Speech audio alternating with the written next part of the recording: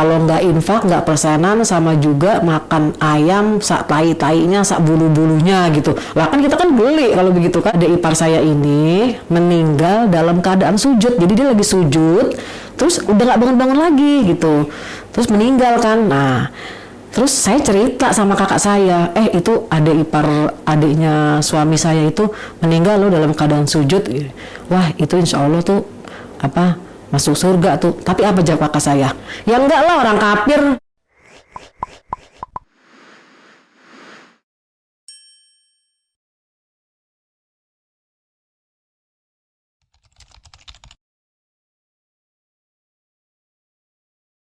Assalamualaikum warahmatullahi wabarakatuh. Saya masuk Islam Jamaah sekitar tahun 73. Pertama kali saya masuk Islam Jamaah itu yang ngajak kakak saya laki-laki yang nomor 3. Ya sejak itu ya saya ya seperti kegiatannya Islam Jamaah ya ngaji, setiap hari ngaji gitu. Terus sampai kakak saya itu sama saya itu ngajak seluruh keluarga saya sampai orang tua saya juga semuanya.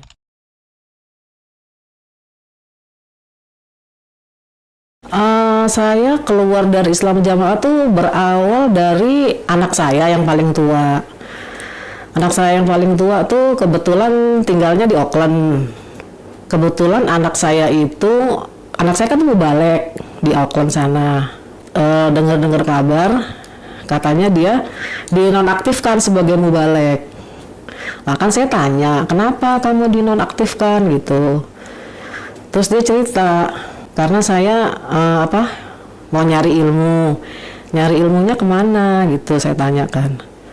Ya nyari ilmunya, saya tuh nanya-nanya sama Syekh yang 3 yang telah dinonaktifkan itu. Saya kan nggak tahu tuh Syekh 3 itu siapa gitu kan. Nah nggak taunya tuh Syekh 3 itu Syekh Holil, Syekh Mas'ud, Syekh Aziz. Lalu saya tanya, lah kamu ngapain nyari ilmu ke sana gitu. Ya kan soalnya kan dia yang mumpuni gitu. Dia kan lulusan Mekah gitu. Terus kalau dilihat itu kan dia ilmunya yang paling tinggi. Terus saya tanya, terus kenapa kamu emang kok nanya sama beliau itu, kenapa kamu dinonaktifkan gitu? Ya karena yang 3 ini udah dikeluarkan dari Islam Jamaah. Terus jadi kita tuh nggak boleh bertanya secara hukum maupun bertanya apapun kepada orang Islam Jamaah yang telah dimurtadkan dari Islam Jamaah gitu. Terus setelah saya tanya gitu kan, saya tunggu juga gitu kan. Terus dia langsung sering cerita tuh anak saya tuh yang gede itu kan. Kalau tuh tentang ilmu, tentang macam-macam deh gitu. Tadinya saya tuh nggak tergerak juga gitu loh. Selama lama karena dia sering telepon saya, terus keluarga besar saya juga nanya-nanya, itu anak kamu kenapa itu gini, katanya udah dinonaktifkan, katanya gini gitu. Saya konfirmasikan sama dia gitu. Udah lama sampai pada akhirnya tuh saya ngomong gini sama anak saya, sekarang gini ya mas, saya bilang, kamu masih percaya nggak sama Bapak Amir? Dia langsung bilang enggak, katanya gitu. Terus dia cerita gitu kan, dia bilang sebetulnya itu Amir itu katanya nggak ada tuh di dalam Islam gitu. Waduh, saya langsung sedih, saya langsung shock, saya langsung terpukul. Sampai itu gimana ya, namanya saya itu di Islam Jamaah itu kan udah, bayangin aja dari tahun 74 tuh berapa tahun coba, saya 40 tahun lebih coba. Tiba-tiba anak saya ngomong begitu coba. Gimana nggak hati saya tuh sebagai seorang ibu ya, gimana ya? Ya sedih ya apa gitu kan. Pikiran saya gini loh kok Bapak Amir yang ngajak kita ke surga kok dia nggak percaya gitu. Terus gimana nanti anak saya tuh surganya gimana gitu loh. Tapi seiring berjalannya waktu nggak beres nih. Itu saya pikir juga kan, kenapa selama ini kok kita tuh dilarang menuntut ilmu di luar Islam jamaah gitu kan. Nah udah mulai saat itu tuh saya terpikir, ya alhamdulillah saya dibukakan pintu hati saya, pikiran saya semua, akhirnya saya bisa hijrah keluar dari Islam jamaah dengan perantara anak saya itu. Awalnya tuh kakak saya yang pertama kali ngajakin saya ngaji itu lapor sama saya, itu si Jody katanya udah dinonaktifkan di Auckland gitu. Terus kan saya bilang, Mas kamu tuh kenapa gitu kan? Iya katanya gitu. Banyak deh ceritanya deh, teman-temannya dia juga tuh yang di Auckland sama yang di Australia. Jadi kan kalau di Auckland itu kan dia itu desanya itu kan ke Australia itu yang tempatnya orang-orang itulah yang disebut AIDA itulah gitu kan. Nah terus saya bilang gini, coba deh Mas, kamu iya aku disuruh tobat katanya gitu. Suruh tobat kenapa gitu kan? Iya karena aku nanya-nanya sama Syekh Holil katanya tentang ilmu katanya. Terus ya rupanya katanya aku melanggar. Ya aku tanya, aku melanggarnya apa gitu kan? Ya karena kamu katanya bertanya kepada orang yang telah dinonaktifkan katanya gitu. Saya tanya, emang kamu nanya apa? Ya aku nanya ilmu apa? Ya misalnya tentang sholat, tentang ini bener nggak, tentang Islam jamaah ini bener nggak, gini-gini. Pikiran aku kan gini, Syekh Holil itu kan ulamanya Islam jamaah. Lagi pula dia itu kan sudah disekolahkan di sana, jadi ilmunya itu kan lebih banyak, lebih tinggi gitu. Jadi aku nanya ke sana, terus saya bilang gini, loh emangnya di Australia sana nggak ada orang yang bisa menjawab pertanyaan kamu? Nggak ada, dia bilang gitu. Yang sekelasnya Cak Emir juga nggak ada, nggak bisa, dia nggak bisa jawab. Dia kalau aku tanya dia jawabnya gini, udah kamu kebanyakan nanya, nanti malah murtad gitu katanya gitu. Ya aku nggak puas lah dijawab begitu katanya gitu. Makanya aku cari orang yang bisa menjawab pertanyaan aku gitu. Ya lama-lama aku disuruh tobat, aku suruh langsung ke Australia. Sedangkan aku tuh nggak bisa, aku kan kerja di sini. Kalau aku bolos, aku nanti diberhentiin kerjaan aku. Terus kalau tobat, kenapa sih tobat mesti sama manusia? Kan tobat langsung sama Allah. Lagi pula, aku tuh tobat kan nggak mesti ke sana gitu loh. Aku kan bisa, sekarang kan udah zaman canggih, bisa pakai telepon, bisa pakai V-call gitu. Kenapa aku mesti ke sana gitu? Kalau aku sih feeling aku tuh ke sana, aku tuh mau di sidang sama mereka gitu. Yang udah kan begitu. Aku nggak mau begitu gitu. Nah lama-lama ya udah akhirnya aku dinonaktifkan. Seluruh jamaah Auckland maupun di Wellington maupun di Australia itu suruh ngeblok nomor aku. Bahkan itu keponakan saya yang di Wellington itu kan saudaranya, itu kan sepupunya, itu sama juga begitu juga gitu. Jadi tuh anak saya tuh udah mulai dikucilkan sama keluarga besar saya. Terus kebetulan anak saya ini tinggal di Auckland, itu dia punya istrinya itu kebetulan anaknya pengurus DPP di Lampiri. Mereka udah punya anak 4. Jadi dulu itu yang menjodohkan, maksudnya yang mencarikan istri buat anak saya itu saya, karena saya nilai kan ini perempuan baik gitu kan, akhlaknya baik, lagi pun sama-sama orang jamaah. Jadi mereka nikah sampai punya anak 4 di sana. Nah sejak berubah pemahaman, nah istrinya ini udah mulai sering dia WA saya, dia bilang, Mami si Emas suka hubungin Syekh Holil, suka ini, suka itu gitu. Saya selalu nasihatin nih sabar aja gitu. Nah, begitu dia dinonaktifkan, nah istrinya minta pulang ke Indonesia gitu. Nah, karena anak-anak tuh yang 4 lahir di sana, jadi otomatis kan itu anak-anak kan jadi citizen sana, jadi anak sana. Tadinya itu waktu mau pulang tuh nggak boleh sama anak saya. Kamu kalau mau pulang pulangnya sendiri, anak-anak tinggal di sini gitu. Tapi saya pikir-pikir, saya bilang begini sama anak saya, nggak usah ditahan-tahan. Namanya perempuan, namanya istri mau pulang, mungkin dia kangen sama orang tuanya. Apa namanya?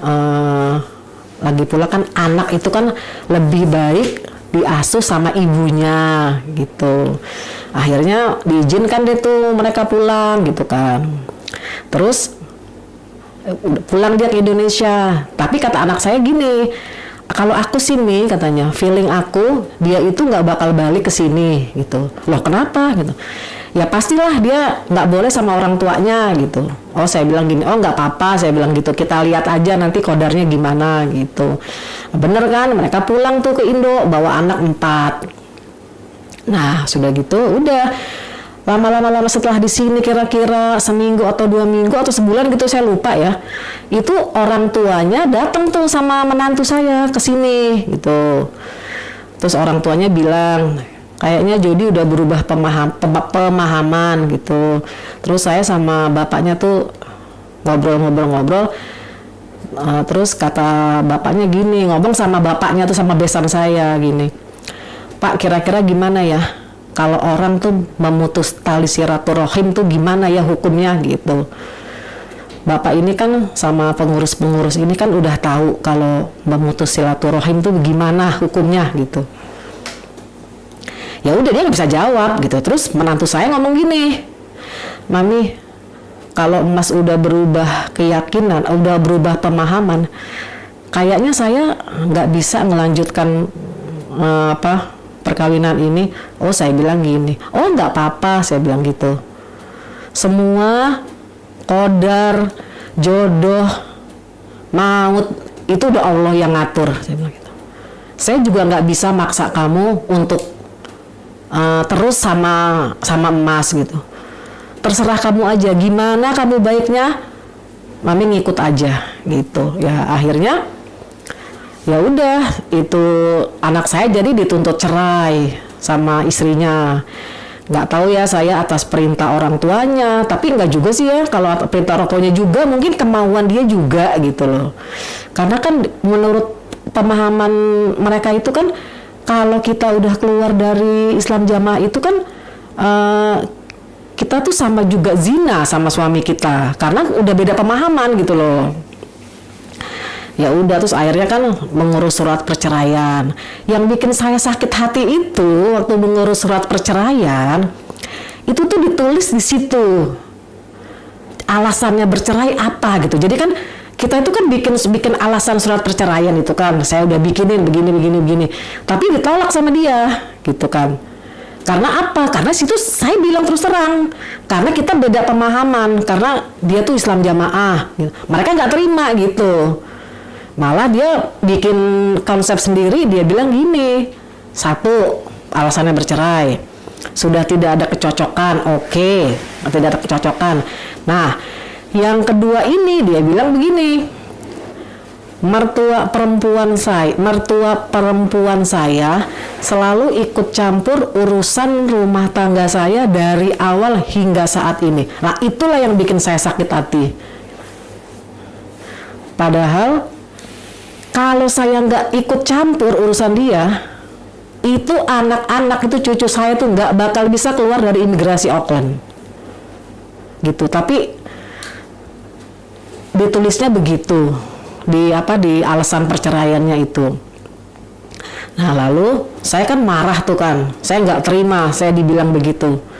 Tapi apa kata bapak?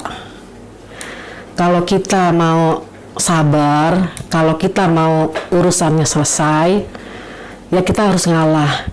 Biar aja mereka ngomong apa, biar aja dia ngomong apa, katanya gitu. Nggak apa-apa gitu. Terserah dia aja, yang penting urusannya selesai, gitu. Ya udah akhirnya dengan berat hati saya mengiyakan juga dan akhirnya putuslah surat perceraian itu sampai sekarang. Nah sekarang anak-anak diasuh sama ibunya, gitu.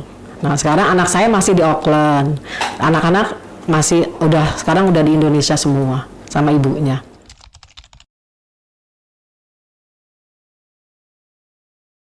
Yang namanya Amirul Mukminin ya yang penguasa negeri inilah. Ya contohnya ya kayak penguasa negeri ini siapa sih? Kan presiden, ya Pak Jokowi gitu.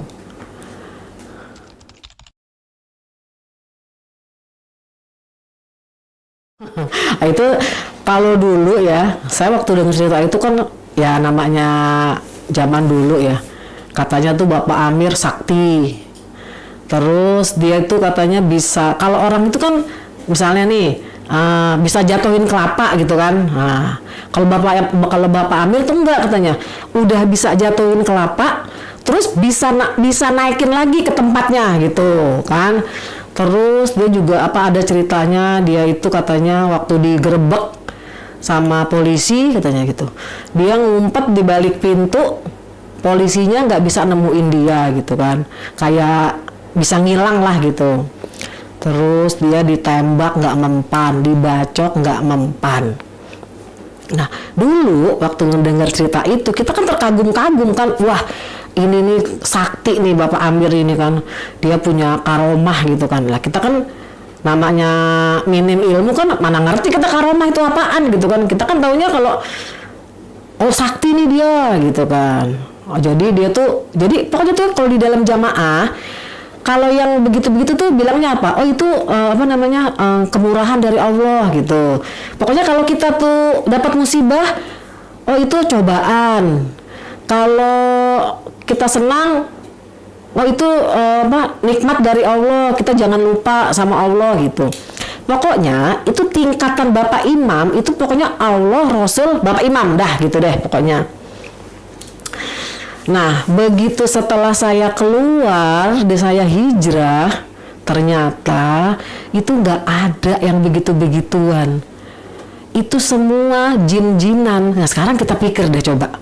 Yang lebih konyolnya lagi apa? Semua hadis-hadisnya hilang di beca.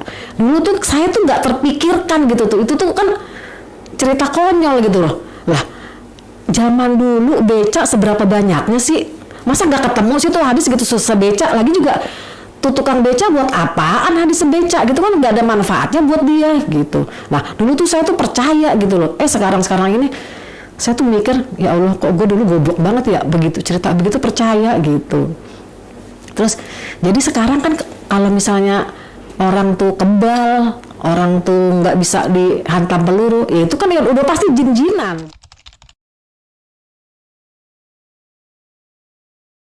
Gimana dalil itu nggak mau kalah sama ijtihad? Ya wong dalil itu jarang-jarang juga didengarkan, ya nggak? Paling juga yang didengarkan apa sih yang kita tahu? Saya ini 40 tahun yang saya tahu dalil jamaah apa coba? La Islamah illa bil jamaah. Terus ya begitu-begitu itu deh diulang-ulang sampai 45 tahun. Terus yang paling dominan apa? Ya ijtihad. Nah sekarang kita kalau setiap bulan apa sih kita? Satu-satunya jamaah dilarang ini, dilarang itu, satu-satunya jamaah harus ini, harus itu kan begitu. Lah bayangin aja coba kalau 45 tahun coba yang kita dengar, yang kita tahu tuh hanya ijtihad. Sedangkan dalil-dalil mana sih? Saya juga nggak tahu. Saya itu ya selama 45 tahun saya tuh mengaji di Islam jamaah, saya tuh nggak tahu yang namanya sirah nabawiyah. Tahunya apa saya sirah nabawiyah? Ya karena saya ngaji di YouTube sama Ustaz Holil, Ustaz Firanda, dan Ustaz Suna lainnya gitu loh.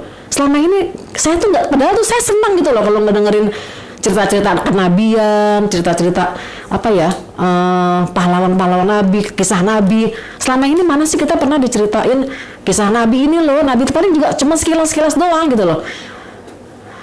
Yang ada apa coba? Jamaah dilarang ini, jamaah dilarang itu, kan begitu doang. Ya gimana dalil nggak kalah sama ijtihad coba?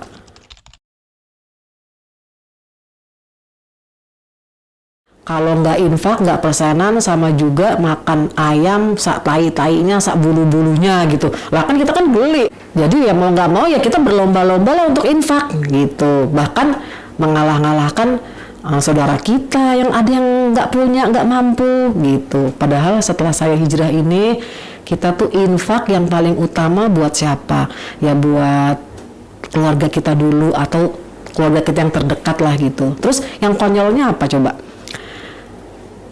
pernah nggak sih kita tuh semua diijtihatin gini, kalau berdoa itu muji Allah, pertama muji Allah, kedua baca salawat Nabi, ketiga harus mendoakan Bapak Imam dan wakil-wakilnya. Kalau enggak, kalau kita nggak doain gitu, doa kita bakal terima. Itu kan konyol ya kalau sekarang kita pikir-pikir nih gitu.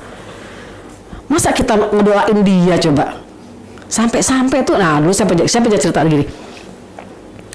Saya dulu tuh ya, orang tua saya tuh belum ngaji. Terus sampai tuh keluarga saya kan mau haji. Bapak saya tuh sama ibu saya, kata kakak saya yang ngajakin ngaji itu, pokoknya bapak kalau mau haji, bapak mesti ngaji dulu. Soalnya apa? Soalnya kalau bapak haji, percuma aja. Kalau bapak belum dibaiat, bapak tuh gak diterima amalannya. Kalau dulu kan PR 13, apalah yang 5 bab selalu. Sampai tuh cucu saya itu, yang sekarang cucu saya yang di Auckland itu, kemarin itu kan datang ke rumah saya ya. Saya tanya, sekarang begini deh, coba kalau nggak percaya nih ya, bapak-bapak, ibu-ibu semua yang punya anak balita, yang masih di dalam Islam jamaah, tanya anaknya, apa rukun iman, apa rukun Islam. Kalau tahu jago coba. Tapi coba kalau ditanya, apa 5 bab, langsung dia tuh, itu sama kayak cucu saya tuh begitu.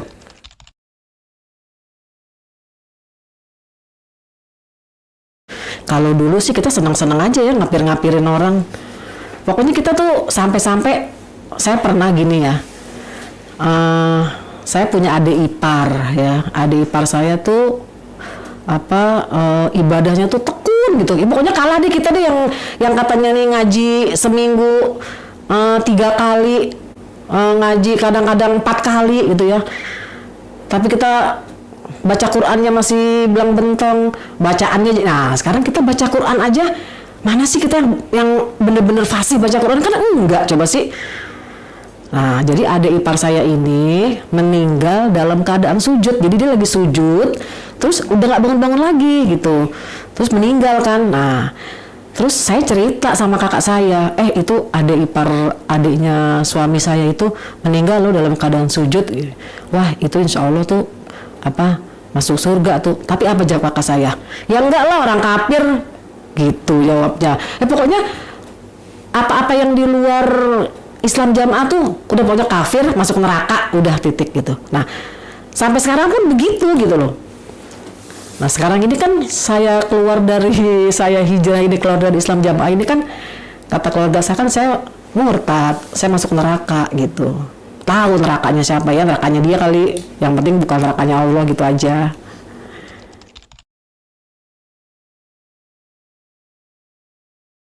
Ya jelas lah, terutama dari keluarga saya sendiri. Saya dikucilkan, nggak apa-apa sih gitu. Saya dikucilkan sama keluarga saya, sama keponakan saya, sama adik-adik saya gitu. Sama teman-teman saya juga, semua nomor saya diblok sama mereka. Mula-mula sih saya sedih kok gini ya perlakuannya, kok gini ya gitu. Tapi setelah saya pikir-pikir lagi, buat apa saya sedih gitu kan. Orang juga saya nyari makan sendiri, saya nggak juga minta makan sama mereka gitu kan. Terus apalagi setelah saya tuh sering ikut kajian-kajian, kalau kita namanya jamaah itu sendiri, ya kita tetap jamaah gitu loh. Dimanapun kita berada itu, ya kita tetap jamaah walaupun kita sendiri gitu. Daripada kita beramai-ramai gitu kan. Sekarang kita tuh kalau ngaji ngapain sih coba selama di Islam jamaah? Ngaji apa sih? Saya tuh dulu kalau ngaji apa niatnya coba? Selain nyari teman apa? Ngobrol, ketemu teman-teman, gitu kan, ngobrol apa-apa gitu. Seneng aja rame-rame gitu.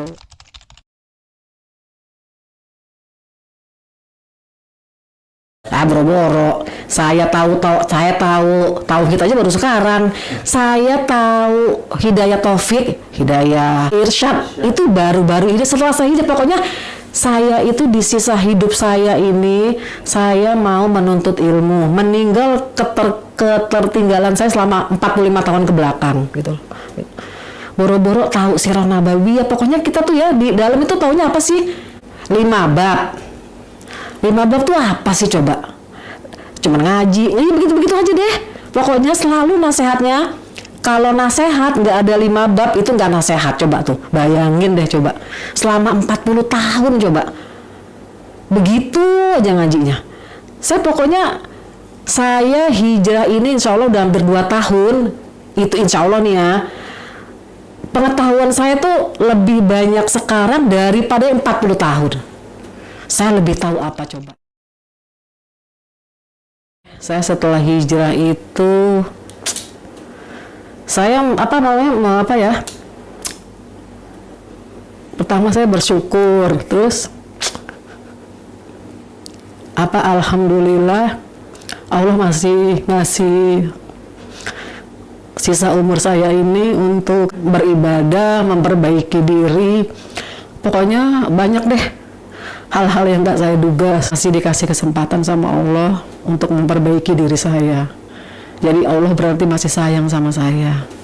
Coba kalau misalnya saya masih di Islam jamaah. Jadi awal-awalnya saya tuh hijrah itu saya memang sedih, saya dikucilkan sama keluarga saya. Tapi seiring berjalannya waktu saya bersyukur. Karena apa? Saya nggak banyak gibah, nggak banyak ngomongin orang. Saya lebih leluasa mencari ilmu, lebih leluasa pokoknya di sisa umur saya ini saya mau mencari ilmu yang sebanyak-banyaknya. Dan saya insya Allah saya banyak-banyak bersyukur lah saya hijrah ini. Jadi kalau dulu saya tuh kalau sholat tuh gimana ya, saya sih karena Allah juga, tapi tuh beda sama sekarang gitu loh. Kalau dulu tuh ya sholat apa ya, kalau dulu tuh kita tuh pikiran kita gini, jamaah surga nggak jamaah neraka. Gue udah masuk surga, ngapain lagi gini, begitu pikiran saya begitu. Nah sekarang ini jadi memang tuh surga tuh harus kita cari gitu loh. Kalau kita nggak cari bagaimana coba, kok emangnya sekarang begini loh. Sekarang dengan kita mengkafirkan orang aja, bagaimana kita mau masuk surga coba? Dikit-dikit kalau kita ngelihat orang ini, orang kafir, berarti nggak masuk neraka gitu. Saya pernah ya dulu gini, ada orang jamaah meninggal gitu ya. Saya kebetulan mau memandikan. Nah, terus jadi itu yang kebetulan yang meninggal tuh istrinya gitu loh. Jadi si bapaknya ini kan sedih gitu kan. Tiba-tiba nih ada salah satu imam desanya ngomong gini, Bapak jangan sedih katanya gitu. Ibu tuh pasti masuk surga. Yakin bapak ibu masuk surga. Terus sebetulnya saya mikir, loh kok bisa yakin ya masuk surga gitu. Uang Nabi aja nggak bisa memastikan seorang masuk surga, kok dia orang mesti yakin ibu pasti masuk surga, pasti katanya. Aku yakin katanya. Saya tuh udah mulai mikir-mikir juga gitu. Loh, kok enak ya gitu. Nah beda sama sekarang. Kalau sekarang saya ibadahnya lebih gimana ya? Saya dulu tuh ya nggak ada yang bisa memacu saya untuk sholat rawatib. Saya sholat rawatib aja baru tahu sekarang. Saya dulu nggak tahu sholat rawatib itu apa gitu loh. Saya taunya sholat sunnah sebelum zuhur, sesudah zuhur, sebelum asar gitu. Nggak tahu saya namanya sholat rawatib. Baru saya hijrah ini saya tahu, oh itu namanya sholat rawatib gitu. Jadi yang sekarang inilah yang bisa memicu saya untuk tertib melakukan sholat rawatib. Kalau dulu boro-boro, saya juga sholat malam juga jarang. Sekarang ini alhamdulillah saya lebih ya pokoknya lebih semangat lah saya ibadahnya, karena untuk mengejar ketinggalan saya yang 40 atau 45 tahun yang lalu. Setelah saya keluar dari sini, ibadah saya, sholat saya itu ternyata tuh agama Islam itu mudah semudah-mudahnya. Sholat kita tuh kalau misalnya kita pergi contohnya ya, kita nggak perlu tuh nyari masjid di mana gitu kan. Sekarang kita kan namanya masjid itu kan sholat di masjid mana aja, tinggal sholat yang ngimamin siapa aja nggak masalah gitu. Pokoknya kita hidup nih mudah, bebas gitu loh. Maksudnya nggak mikir-mikir lah gitu, mesti nyari masjid yang ngimamin mesti orang ribet deh pokoknya. Toh buktinya kita juga di Mekah sana yang ngimamin siapa? Kan bukan orang jamaah. Dan mereka juga sholatnya juga ngimamin ke situ, ke mana? Ke imamnya Masjidil Haram. Kenapa mereka nggak sholatnya cari imam sendiri kalau misalnya di Masjidil Haram? Ayo, ya kan?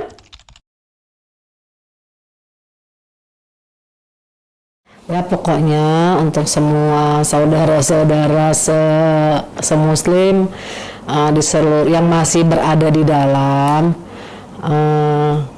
coba belajar mendengarkan, pokoknya belajar deh lebih apa ya, keinginan tahunya lebih kuat. Pakailah akal sehat kita lah. Jangan sampai seperti saya setelah 45 tahun ya baru terbuka pikiran saya. Memang semua itu sih semua hidayah Allah ya. Kita nggak bisa kita memaksa gitu. Tapi biasanya itu kan kalau kita tuh di dalam, kita di Islam Jamaah itu kendalanya apa? Setelah kita keluar, mereka tuh pada gimana ya? Pada ketakutan. Oh entar saya ini nggak ada temennya gitu kan, nggak ada temennya, dikucilkan gini gitu kan. Pokoknya jangan takut deh dikucilkan apa-apa gitu. Toh kita mati juga sendiri, menghadap Allah sendiri, mempertanggungjawabkan perbuatan kita ya sendiri. Kalau dulu kan, kalau di dalam kita bilangnya apa? Nanti setelah kita mati, nanti disaksikan oleh imam kelompok, imam desa, imam daerah, terus Bapak Amir. Dulu saya juga mikirnya begitu, tapi setelah saya hijrah ini, setelah saya pikir-pikir, lah boro-boro dia mau nolongin kita, dia bawa dosanya sendiri aja dia bingung. Coba, kan udah jelas kita di padang mahsyar, kita sendiri-sendiri gitu loh, nggak ada yang nolongin kita. Yang bisa nolongin kita apa? Ya amal kita sendiri gitu loh. Pokoknya kalau saya tuh sekarang ya, apa-apa tuh saya lebih, ya kita pasrah aja deh sama Allah. Pokoknya semua apapun kita pasrahkan sama Allah. Pokoknya jangan takut untuk maksudnya bukannya saya sih nggak ngajak kita semua keluar ya, nggak. Pokoknya coba deh dievaluasi lagi, dilihat lagi, apa bener nih ajaran kita nih udah bener gitu loh, apa iya sih begini gitu loh. Sebetulnya sih kalau misalnya kita mulai itu sebenarnya gampang aja gitu loh. Sekarang coba ya, kalau misalnya nggak percaya, kayak contohnya kayak saya ini ya, saya udah buktikan setelah saya keluar, segitu baiknya keluarga saya, itu nggak ada itu yang mau nolong saya, yang mau apa ya, pokoknya saya ini deh, nggak masalah gitu loh, saya mau dikucilkan, saya mau apa, saya nggak masalah. Yang penting prinsip saya apa? Kita tuh nggak dikucilkan sama Allah. Kita masih ada Allah yang menolong kita, gitu aja. Pokoknya imam kelompok, imam desa, imam daerah, Bapak Amir, semua teman-teman kita sekelompok, sedesa, sedaerah, itu nggak akan bisa nolong kita, gitu aja. Udah. Mungkin apa-apa dia nolong di dunia aja gitu loh. Misalnya kita butuh apa, kita minta sama dia. Ya ngapain kita minta sama dia? Kita minta sama Allah aja langsung, gitu loh. Pokoknya nggak usah khawatir deh. Pokoknya saya tuh justru saya sekarang itu saya lebih lega apa? Saya sekarang mintanya sama Allah. Saya perlu apa? Saya tinggal minta sama Allah gitu aja. Pokoknya saya sekarang alhamdulillah hidup saya lebih tentram, udah gitu aja. Keluarga saya nggak mengecilkan saya, ya alhamdulillah. Saya nggak direpotin, ya kan? Saya juga selama ini saya nggak pernah minta makan sama dia. Malah saya, bukannya saya sombong ya, malah saya lebih banyak membantu mereka kan. Kalau mereka nggak mau dibantu, ya alhamdulillah masih banyak yang mau dibantu sama saya. Wassalamualaikum warahmatullahi wabarakatuh. Saya disuruh tobat, wakidanya yang suruh tobat, wakidanya terus tobat, tapi tobat-tobatan. Saya suruh wakidah, kamu harus menghadap itu, ya siapa yang perlu. Nek dia yang perlu ya dia yang ke tempat saya. Misalnya tidak sambung itu kan sangat ketakutan sekali. Koyo-koyo kehilangan apa-apa. Dalam keadaan apapun memerlukan. Gitu. Tapi dengan perintahnya Allah, misalnya adzan masih santai, malah mereka adzan yang masih ngaji. Nah, itu kan perintahnya Allah untuk sholat, malah diabaikan. Tapi perintahnya manusia malah di teman-teman nih.